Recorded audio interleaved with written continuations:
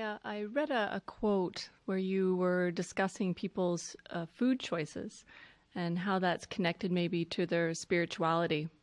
And I'm wondering if you can elaborate on how that's connected, especially concerning ahimsa. Thank you.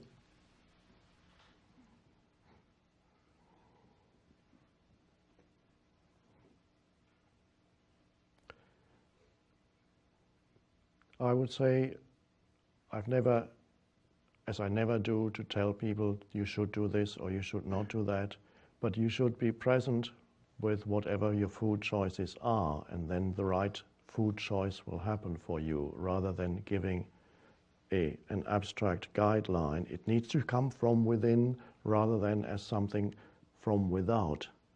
So if you're a vegetarian, that's wonderful. It doesn't mean that it immediately makes you into a person who is spiritual. You could be egoically identified with being vegetarian, in which case it would be a hindrance to the realization of the spiritual dimension. So I shocked a vegetarian once when I said, "Did you know that Hitler was a vegetarian?" That person was very strongly identified with a mental image of me as a spiritually evolved vegetarian. And so, yes, he was a vegetarian. I don't know why he was a vegetarian. Perhaps, I don't know, I haven't read about it, but I know that whenever people around Hitler were eating chicken soup, and so he said condescendingly, "So you're eating dead bird soup."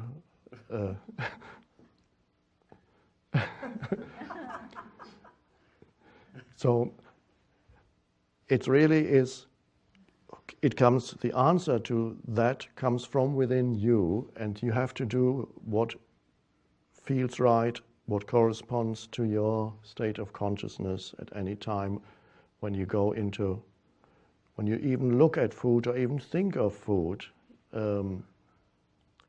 It is helpful to, sometimes when I buy some food, I go into a supermarket or somewhere and I look at the shelf, I imagine that this is going into my body, and then the body either opens up to it or closes down.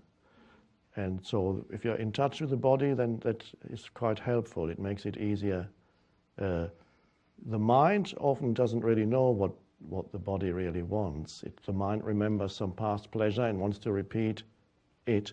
And that's where overeating also occurs, because it's just, overeating is on the external level, on the physical level, the need to fill a sense of insufficiency that is ultimately there on the psychological, spiritual level. The sense of not enough is ego. The ego lives from that sense of insufficiency, of not enough, and of needing more. And for some people that comes into the physical realm, in which case then you eat more than the body really needs or wants. And again, it's a spiritual dilemma, and can only be really ultimately transcended if you realize that you are not that needy entity that says, "I need more." So body awareness helps a lot in food choice, and then it's up to you what it is that you feel, and you will know that you will not be in a dilemma. You will know what is right for you. And so this is, all important answers need to come from within you.